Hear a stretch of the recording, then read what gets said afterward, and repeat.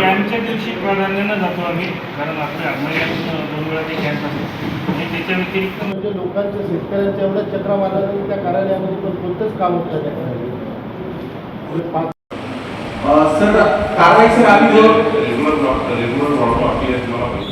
जास्तीत जास्त बांधत असतात आता आमचा भूमी अभिलेख चालू होत आहे काम आणि त्यामध्ये प्रत्येक पाण्याला नंबर उर्वरित सर 65 मध्ये त्यांनी निवाडे सांगितले सर तुम्ही त्या पद्धतीनं तुमच्या बिनाप्रमाणे करवायची त्या परवानगी होतात.